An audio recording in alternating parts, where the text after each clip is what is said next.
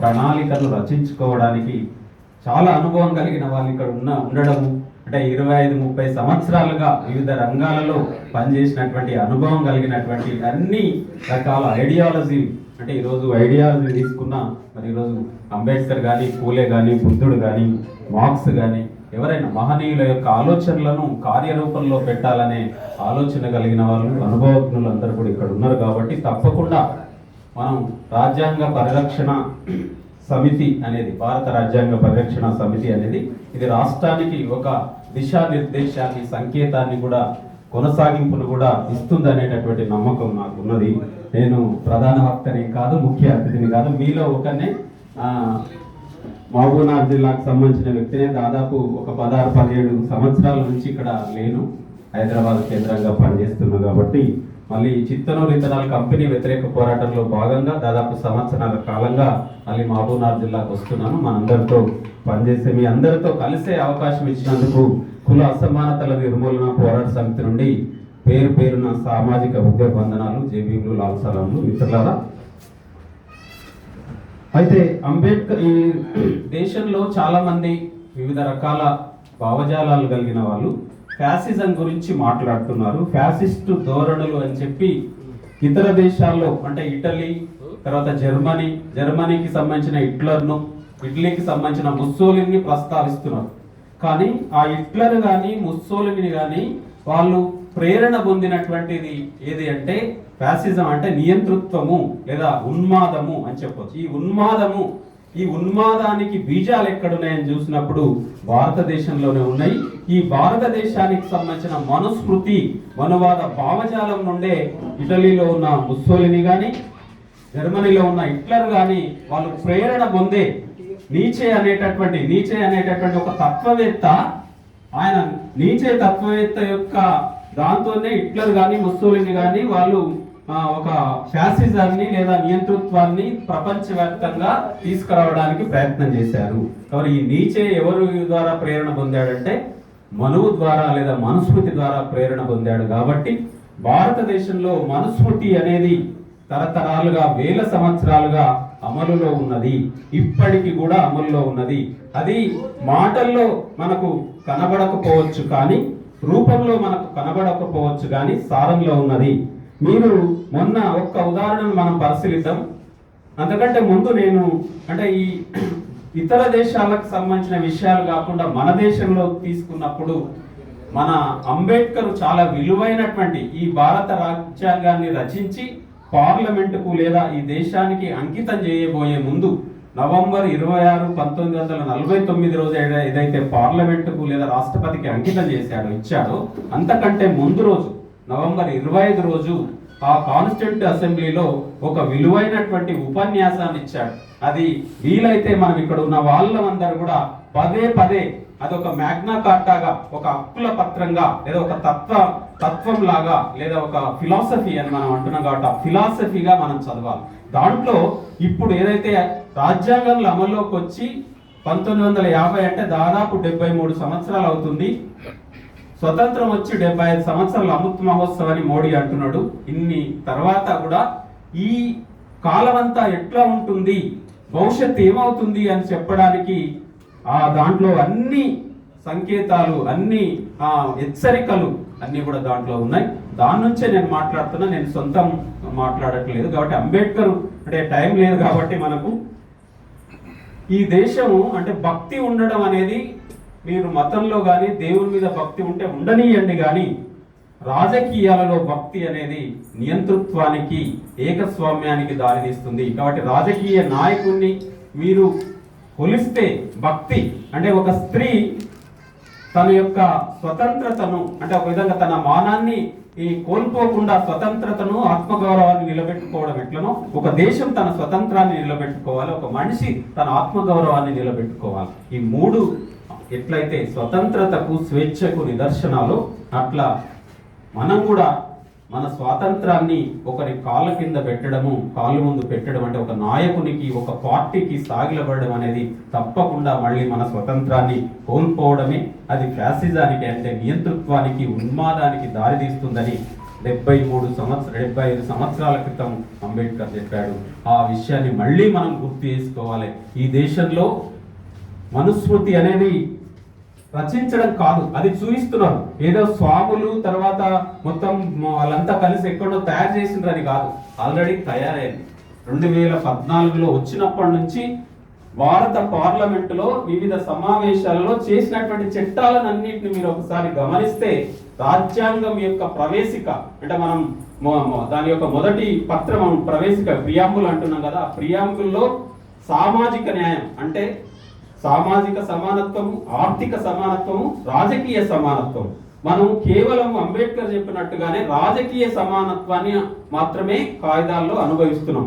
అది రాజకీయ సమానత్వం అంటే ఏంటి? మనం ఇంతవరకు చెప్పినట్టుగా పెద్దలు చెప్పినట్టుగా 1 ఓట్ 1 వాల్యూ, ఓటు వేయడానికి అవకాశం ఉంది, రాజకీయ సమానత్వం ఉంది. అంటే ఎమ్మెల్యేకి నిలబడవచ్చు, ఎంపీకి నిలబడవచ్చు, సర్పంచ్కి నిలబడవచ్చు. కానీ మనకు సామాజిక సమానత్వం లేదు, అట్లనే ఆర్థిక సమానత్వం లేదు. కాబట్టి కేవలం రాజకీయ సమానత్వం మాత్రమే ఉంటే ఇది కండ శరీరంలో ఉన్నటువంటి ఈ కండ తర్వాత రక్త మాంసాలు లేనటువంటి ఒక అస్థిపంజరం యొక్క గూడులాగా మారుతుంది. అంటే సామాజిక సమానత్వము, ఆర్థిక సమానత్వం లేకుండా కేవలం రాజకీయ సమానత్వం మాత్రమే ఉంటే ఇది అస్థిపంజరం లాగానే మిగిలిపోతుంది తప్పితే వేరే కాదు అని చెప్పి అదే రోజు హెచ్చరిక చేశాడు ఈ దేశానికి సంబంధించిన మొత్తం. కాబట్టి ఈ సామాజిక సమానత్వం కోసం మనం పనిచేయకపోతే, రాజకీయ సమానత్వం పనిచేయకపోతే అంబేద్కర్ ఒక హెచ్చరిక ఏం చేసినప్పుడు ఈ దేశంలో సోషలిస్టులు మొత్తం సమానం అంటే అన్ని సంపదలంతా కూడా మన సమానత్వం కావాలని కొట్లాడుతున్నారు కమ్యూనిస్టులు, మరి వాళ్ళంతా రాజ్యాంగాన్ని పేల్చేయవచ్చు అని అన్నాడు. కానీ పేల్చేయవచ్చు అని ఆ రోజు అన్నాడు విప్లవాలు కమ్యూనిస్టుల మీద ఒక నమ్మకంతో లేదా జరుగుతుందని. కానీ పేల్చేయడం కాదు కదా, నూతన ప్రజాస్వామ్యం అని, నూతన రాజ్యాంగం అని లేదా ఏదేదో అనుకున్నటువంటి మనకు మళ్ళీ ఈరోజు రాజ్యాంగాన్ని రక్షించండి అని సమావేశం పెట్టుకుని మాట్లాడేటటువంటి స్థితికి మనం వచ్చినామంటే మరి ఎక్కడ పోయినాం, మనము ఏం చేస్తున్నాం అనేటటువంటి విషయాన్ని కూడా మనం గుర్తుపెట్టుకోవాల్సినటువంటి అవసరం ఉన్నది. కాబట్టి ఈ మనుస్మృతి ఏ విధంగా బీజేపీ వచ్చిన తర్వాత చాలా మంది రాజ్యాంగం గురించి మాట్లాడుతున్నారు. నిజానికి బీజేపీ రాకముందు ఈ రాజ్యాంగం అమలైందా? ఆ రోజు అంబేద్కర్ చెప్పినట్టుగానే ఒకవైపు ప్రజాస్వామ్యం అంటే సామాజిక న్యాయాన్ని, సామాజిక సమానత్వాన్ని, ఆర్థిక సమానత్వాన్ని కోరుతున్నటువంటి రాజ్యాంగం ఒకవైపు ఉన్నది. ఇది మనం కాగితాల రూపంలో, రాజ్యాంగం రూపంలో మనం చెప్తా ఉన్నాం, మాటల రూపంలో. మరొక వైపు వీనన్నిటిని నిరాకరించేటటువంటి అంటే చదువులో కానీ, ఉద్యోగంలో కానీ, ఉపాధిలో కానీ, సంపదలో కానీ మహిళలకు ఏమాత్రం సెకండరీ సిటిజన్స్ గా చూసేటటువంటి మనుస్మృతి మరొక వైపు ఉన్నది. మనుస్మృతి అమల్లో ఉన్నది, భావజాలంగా అందరి మెదళ్లలో అది అమల్లో ఉన్నది. మరి ఈరోజు ఒక కలెక్టర్ కావచ్చు, ఒక ఎస్పీ కావచ్చు, లేకపోతే ఒక ఎమ్మెల్యే కావచ్చు, ఒక ముఖ్యమంత్రి కావచ్చు, ప్రధానమంత్రి కావచ్చు, మాటలు మాత్రమే రాజ్యాంగం, ప్రజాస్వామ్యం గురించి మాట్లాడతారు, కాగితాల గురించి మాట్లాడతారు. కానీ అమలు చేసేది మనుస్మృతిని, మనవాద రాజ్యాంగాన్ని, ఆ చట్టాలని అమలు చేస్తున్నారు. వాళ్ళ భావజాలం అంతా కూడా అట్లనే ఉంటుంది. మరి ఈ రాజ్యాంగం ప్రవేశపెట్టినప్పుడు మన భారత రాజ్యాంగాన్ని ఈ రెండింటికి మధ్య ఘర్షణ అంటే మనం వైరుధ్యాల జీవితాల్లోకి వెళ్తున్నాము. రెండు వైరుధ్యపూరితమైనవి. అటువైపు మనుస్మృతి అమల్లో ఉంటుంది, ఇటువైపు మనం రాజ్యాంగాన్ని అమలు చేయమని మనం కోరుతా ఉంటాము. కాబట్టి ఈ రెండింటికి మధ్య పొసగదు. కాబట్టి రక్తాలు పారుతాయి, మొత్తం రక్త టేర్లు పారుతాయి. రాజ్యాంగాన్ని అమలు చేసుకోవాలనేటటువంటి ఒక పోరాటము లేక ఒక నిలబడము, స్థిరంగా కొనసాగించడము అనేది రక్త టేరులు పారితే గాని సాధ్యం కాదు. కాబట్టి వైరుధ్యాల జీవితంలోకి ఈరోజు మనం అడుగు పెడుతున్నాము. రేపటి నుంచి ఎన్నో దాడులు, దౌర్జన్యాలు. అందుకే మన పెద్ద మహనీయులు అనేవారు, తల వంచి బతికితే తరతరాలు బతకొచ్చు, తల ఎత్తితే తల తెగుతుంది. బట్ ఇన్ని రోజులు ఎందుకు సామరస్యంగా? గ్రామం అంటే సమరత. ఆర్ఎస్ఎస్ వాళ్ళు చెప్తున్నారు సామాజిక సమరసత. ఈ సమరసత అంటే ఏంటి? అందరూ ప్రశాంతంగా, శాంతియుతంగా గ్రామం ఉన్నది. ఎందుకున్నది? నువ్వు తల వంచినావు కాబట్టి ఉన్నది. తల ఎత్తితే దాడులు జరుగుతాయి. ఇప్పుడే దాడులు ఎందుకు ఎక్కువ జరుగుతున్నాయి? ఎస్సీల మీద కానీ, ఎస్టీల మీద కానీ, ముస్లింల మీద కానీ దాడులు ఎందుకు జరుగుతున్నాయి అంటే ఆత్మగౌరవంతో నిలబడినందుకు, ఆత్మగౌరవంతో ప్రశ్నించినందుకు, నిరసించినందుకు, ప్రతిఘటించినందుకు దాడులు జరుగుతున్నాయి. కాబట్టి ఈ దాడులు, దౌర్జన్యాలు, హత్యలు, అత్యాచారాలు పెరగడము అనేది దేనికి సూచన? మన మనుషులలో లేదా సమానత్వ కాంక్ష, స్వేచ్ఛ కాంక్ష, మన ప్రజాస్వామిక విలువలని మనం ఏవైతే అనుకుంటున్నామో ఇవన్నీ పెరగడం ద్వారా వాటిని మనకి ఇవ్వకుండా నిరాకరించడానికి, అణిచివేయడానికి, ఆధిపత్యం చెలాయించడానికి వాళ్ళు ఆ విధంగా చేస్తున్నారు అనేటటువంటి విషయాన్ని మనకు అర్థమవుతా ఉన్నది. ఆ క్రమంలో మొన్న పార్లమెంటు డిసెంబర్ 13 రోజు వాళ్ళు పిల్లలు పోయి దాడి చేశారు. అది బయట నుంచి జరిగినటువంటి దాడి కాదు, అది బీజేపీ, మోడీ, అమిత్ షా ఆడినటువంటి కుట్ర. మీరు అర్థం చేసుకోండి. అంటే నేను నా అభిప్రాయంగా దీన్ని చెప్తున్నా, మీరు చర్చించండి. అందరి అభిప్రాయాలు మనకు ఎవరికి వాళ్ళు అభిప్రాయం ఉండడానికి అవకాశం ఉంది, హక్కున్నది. ఎందుకు ఆ మాట చెప్తున్నానంటే కరెక్ట్ గా 2001 డిసెంబర్ 13 రోజు పార్లమెంట్ మీద దాడి జరిగింది. దాన్ని ఈరోజు గుర్తు చేసుకోవాలి, ఆ వీరులకు మనం నివాళులు అర్పించాలనే రోజు. అది లేకుండా ఆ పొగ బాంబులను వదలడానికి ఎందుకు పోయారు వాళ్ళు అంటే, ఎందుకు పోయిందంటే భారత రాజ్యాంగాన్ని మార్చేశారు. మనుస్మృతికి సంబంధించిన ఎందుకు మార్చేశారని చెప్తున్నంటే, సిఆర్పిసి పేరుతో ఉన్నటువంటి దాన్ని మార్చి భారత న్యాయ సురక్ష సంహిత అని తీసుకొచ్చారు. ఐపీసీ అనే దాన్ని మార్చి భారత నాగరిక సురక్ష సంహిత తీసుకొచ్చారు. Evidence act, Indian evidence act ను మార్చి భారత సాక్ష్య సంహిత అనేటటువంటి దాన్ని తీసుకొచ్చారు. ఇవి తీసుకురావాలంటే కాంగ్రెస్ కావచ్చు, సిపిఎం కావచ్చు, సిపిఐ కావచ్చు, బిఎస్పీ కావచ్చు, ఏ పార్టీ ఆ పార్లమెంట్ లో ఉండడానికి అవకాశం లేదు. అట్లా ఉండకుండా ఉండాలంటే వాళ్ళనంతా ఈ పార్లమెంట్ నుంచి నెట్టేయాలంటే ఏం చేయాలి? మనమే ఒక దాడి చేయాలి. కాబట్టి వాళ్ళు ఎవరు చేసిండ్రు? కర్ణాటక సంబంధించిన ఎంపీ పాసులు ఇచ్చాడు, వాళ్ళు వెళ్ళిపోయి పొగబాబులు ఇస్తున్నారు. దాని మీద మాట్లాడడం, మణిపూర్ హింస మీద మాట్లాడితే ఆయన దాదాపు 2 నెలల తర్వాత నోరెత్తలేదు. అది అవిశ్వాస తీర్మానం పెడితే గానీ ప్రధానమంత్రి సమాధానం ఇవ్వలేదు. దీని మీద మాట్లాడమంటే ఎట్లా మాట్లాడతాడు? అమిత్ షా మాట్లాడారు, హోంమంత్రి మాట్లాడాలి, ప్రధానమంత్రి మాట్లాడకుండా వీళ్ళందరినీ నెట్టేసిన తర్వాత ఈ 3 బిల్లులు, ఎన్నికలకు సంబంధించిన ప్రధాన బిల్లును కూడా సుప్రీంకోర్టు న్యాయమూర్తి కానీ, ప్రధాన ప్రతిపక్ష నాయకుడు కానీ లేకుండా ఇక్కడ క్యాబినెట్ మినిస్టర్ పేరుతో ఎన్నికలకు సంబంధించిన ఒక బిల్లు, తర్వాత ఇవన్నీ తీసుకొచ్చారు.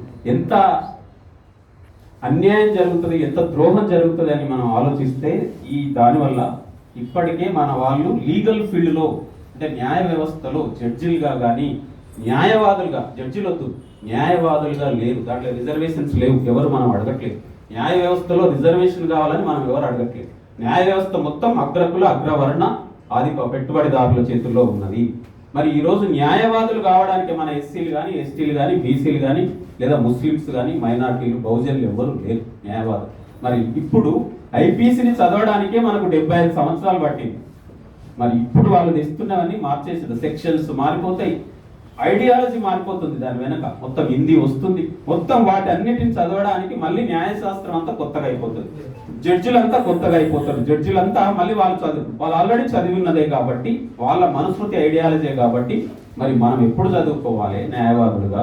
ఆ సెక్షన్లని మనం ఎప్పుడు చెప్పాలి? ఎప్పుడు మనం న్యాయం కోసం పోరాటం చేయాలి? అంటే మళ్ళీ ఎస్సీ ఎస్టీ చట్టాన్ని మార్చేసి 2018లో దాన్ని తీసేయాలని ప్రయత్నం చేశారు. ట్రిపుల్ తలాక్ అని తీసుకొచ్చారు. మనమంతా ముస్లిం వ్యతిరేకత కాబట్టి ఓకే అన్నాం. తర్వాత 2019లో ఈడబ్ల్యూఎస్ ఎకనామికల్లీ వీకర్ సెక్షన్స్ కోసం తీసుకొచ్చారు 10%. తెస్తే బీసీల కంటే, ఎస్సీల కంటే తక్కువ మార్కులు వచ్చిన ఓసీలంతా సెలెక్ట్ అవుతా ఉన్నారు. మరి 2019లో అది చేశారు. అట్లనే 370 ఆర్టికల్ అంటే యూనియన్, అంటే ఇది భారతదేశము రాష్ట్రాలకు సంబంధించిన ఫెడరల్ స్ట్రక్చర్, ఆ ఫెడరల్ స్ట్రక్చర్ తీసేసిండ్రు 370 ఆర్టికల్ పేరుతోన. మరి 1992 డిసెంబర్ 6 తారీఖు రోజు బాబ్రీ మసీదును కూల్చేసినాకనే బీజేపీ మెల్లమెల్లగా అధికారానికి పాకింది. ఈరోజు 306 మంది ఎంపీలతో అధికారంలోకి వచ్చింది. ఈరోజు రామాలయాన్ని ఆవిష్కరించుకుంటున్నారు జనవరి 22 రోజు. అంటే రామాలయం వాళ్ళు త్రిశూల ఎజెండా, 3 నమ్మాలు అంటున్నాం కదా, నిలువు. ఆ త్రిశూల ఎజెండా ఉంది బీజేపీకి. త్రిశూల ఎజెండా ఏంటంటే, ఒకటి రామాలయాన్ని, బాబ్రీ మసీదును కూల్చేసి రామాలయాన్ని కడుతున్నారు.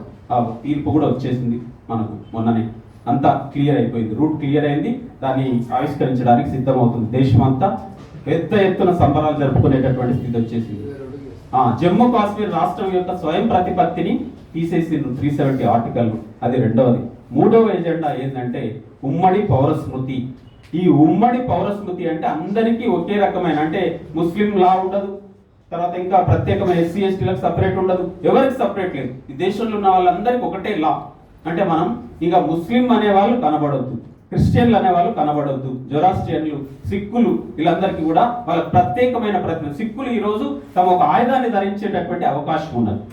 అంటే తన ప్రాణ రక్షణ కోసం, అంటే సిక్కు అంటే ఒక ఆయుధాన్ని రక్షిస్తే అది సిక్కు అని చెప్పుకుంటారు. కానీ సిక్కులకు ఇవన్నీ ప్రత్యేక ప్రతిపత్తులు, రక్షణలు ఏవి కూడా మన రాజ్యాంగం కల్పించింది. ఇప్పుడు అవన్నీ కూడా లేకుండా పోయేటటువంటి ఉమ్మడి పౌర స్మృతి, దాంట్లో భాగంగానే సిఏఏ, ఎన్ఆర్సి, ఎన్పిఆర్ అని మనకు 2-3 సంవత్సరాల క్రితం తీసుకురావడానికి ప్రయత్నం చేసిండ్రు. దానికి వ్యతిరేకంగా చాలా మంది మాట్లాడుతూ ఉంటారు, ముస్లింలు పోరాటాల్లోకి రారు, ముస్లిం మహిళలను గురకల్లో అణిచేస్తారని. మనం అంతా కూడా, నేనైతే సిగ్గుపడుతున్నా ఆ మాట అనడానికి. కానీ షహీన్ బాగ్ పేరుతో 2 నెలలు ముస్లిం మహిళలు ఒక చేతిలో అంబేద్కర్ను, మరొక చేతిలో రాజ్యాంగాన్ని పట్టుకుని మాకు రాజ్యాంగం కావాలి, అంబేద్కర్ను గౌరవిస్తామని చెప్పి షహీన్ బాగ్లో 2 నెలలు కూర్చున్నారు. తర్వాత రైతులు వ్యవసాయ వ్యతిరేక చట్టాలకు వ్యతిరేకంగా సంవత్సరం పోరాడింది. దానితో ఈ షహీన్ బాగ్ అనేటటువంటి ఒక విప్లవం భారతదేశంలో, అది ఒక విప్లవం. ఆ విప్లవం అంటే ముస్లిం మహిళ ఈరోజు నడి రోడ్డు మీద వచ్చి, చాలా మంది చెప్తారు కదా మహిళలను తొక్కేసిర్రు వాళ్ళని చెప్పేటటువంటి ఆ ముస్లిం సమాజం నుంచి మహిళలు భారతదేశ నడి బొడ్డులో నిలబడి పోరాటం చేసినటువంటి సంకేతం ఈరోజు ఉన్నదంటే ఎంత అంటే, దానికి భయపడి ఉమ్మడి పౌర స్మృతిని ఈ కాలంలో తీసుకురాలేదు. 2024లో తప్పకుండా ఉమ్మడి పౌర స్మృతిని తీస్తారు. దీనితో మనుస్మృతి అనేది కంప్లీట్ అయ్యింది. కాబట్టి ఎక్కడో ఏంటి ఆ స్వాములు గుచ్చిని రాసేది కాదు, అది మనకు బూచి చూయిస్తున్నారు. బూచి చూయించడం తప్పితే ఇదంతా కూడా అమల్లోకి వచ్చింది. ఈడబ్ల్యూఎస్ రిజర్వేషన్స్ తీసేస్తారు, రిజర్వేషన్స్ ఆల్రెడీ డొల్ల అయిపోయినాయి. కాబట్టి దీనికి వ్యతిరేకంగా మనం అంతా పనిచేయాలి.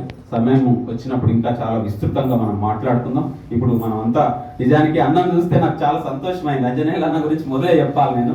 ఇప్పుడు అన్నం చూస్తే గుర్తొచ్చింది.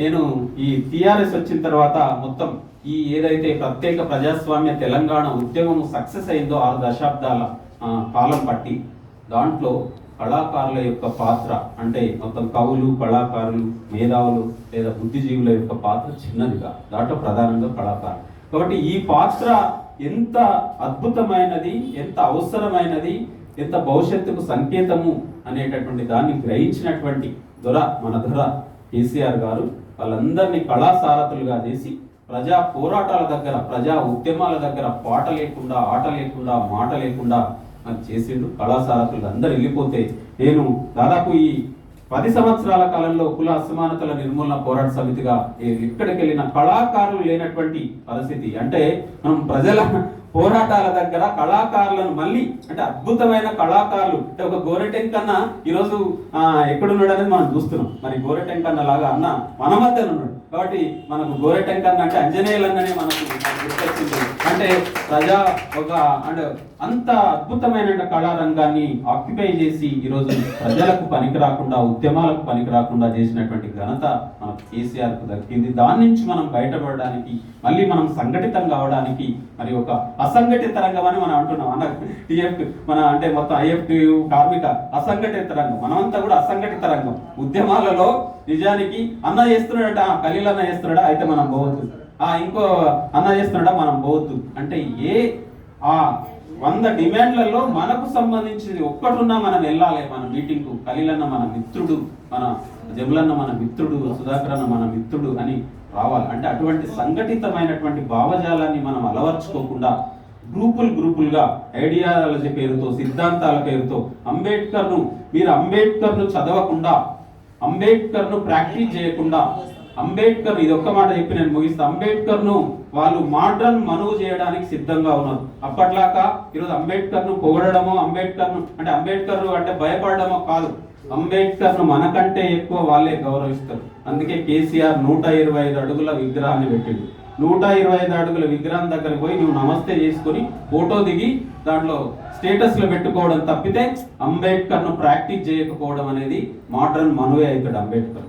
కాబట్టి అందుకే మన ప్రధానమంత్రి మొట్టమొదటిసారి ప్రధానమంత్రి అయినప్పుడు పార్లమెంటుకు అడుగు పెట్టేటప్పుడు పార్లమెంటు కడపకు మొక్కి అంబేద్కర్కు దండం పెట్టుకుని పోయాడు. అట్లనే 2016లో ఆయన పంచశీల అని అంబేద్కర్కు సంబంధించిన తీర్థయాత్రలుగా అంటే దేవుణ్ణి చేయడానికి సంబంధించిన ప్రయత్నం అంతా జరుగుతున్నది.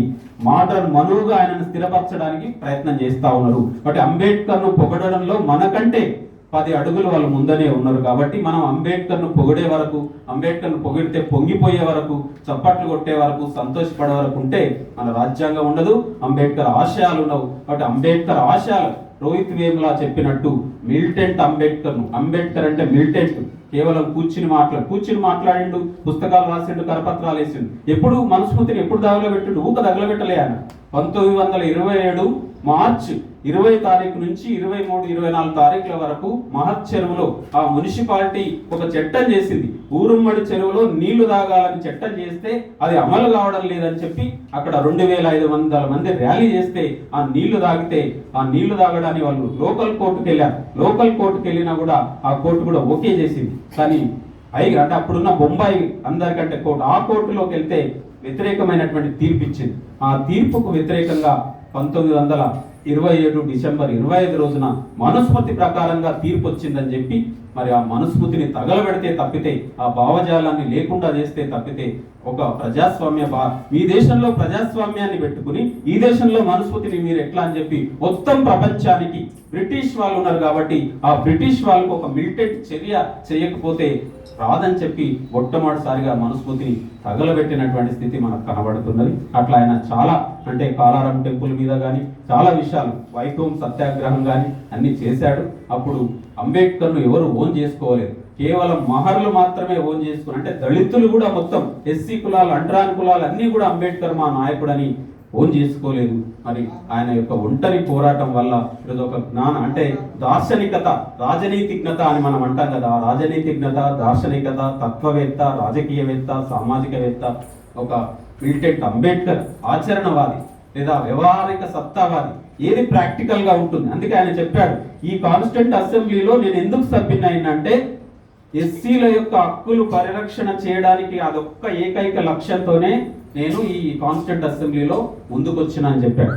అంటే ఎంత క్లారిటీగా క్లియర్గా ఉన్నాడు. కానీ మనం అంత క్లారిటీ, అంత క్లియర్ అనేది మన అంబేద్కర్ మన నాయకుడు అని చెప్తూ మనం గౌరవిస్తూ పూజించడానికి చేస్తున్న ఒక దండ, అంటే జయంతికి వర్ధంతికి ఒక దండ వేసి ఒక టెంకాయ కొట్టి మనం పూజించి ఊదిబత్తులు పెట్టి పూజించడానికి తప్పితే ఆయన యొక్క ఆశయాలను కానీ, ఆయన యొక్క భావజాలాన్ని కానీ, ఆయన యొక్క కొనసాగింపును కానీ ముందుకు తీసుకుపోవడానికి మనం సిద్ధంగా లేము. అట్లా లేనన్ని రోజులు తప్పకుండా మనకు ప్రమాదాలు పెద్ద ఎత్తున వచ్చే అవకాశం ఉంది. కాబట్టి హిందూ కోడ్ బిల్లు మహిళలకు సమానత్వం రావాలని చెప్పి హిందూ కోడ్ బిల్లును ప్రవేశపెడతానికి దాదాపు 6 నెలలు ప్రయత్నం చేస్తే ఈ హిందూ కోడ్ బిల్లు ప్రవేశపెట్టని యొక్క ఈ న్యాయశాఖ మంత్రి నాకు ఎందుకని 1951 సెప్టెంబర్ 28 తారీఖు రోజు ఆయన దాని నుంచి పార్లమెంట్ నుంచి బయటకు వచ్చాడు. ఆయనని కాంగ్రెస్ పార్టీ వాళ్ళంతా ఓడిస్తే బెంగాల్లో ముస్లింస్ ఆయనను రాజ్యసభకు పంపినటువంటి చరిత్ర, చనిపోయే వరకు కూడా రాజ్యసభ మెంబర్గా ఉన్నాడు.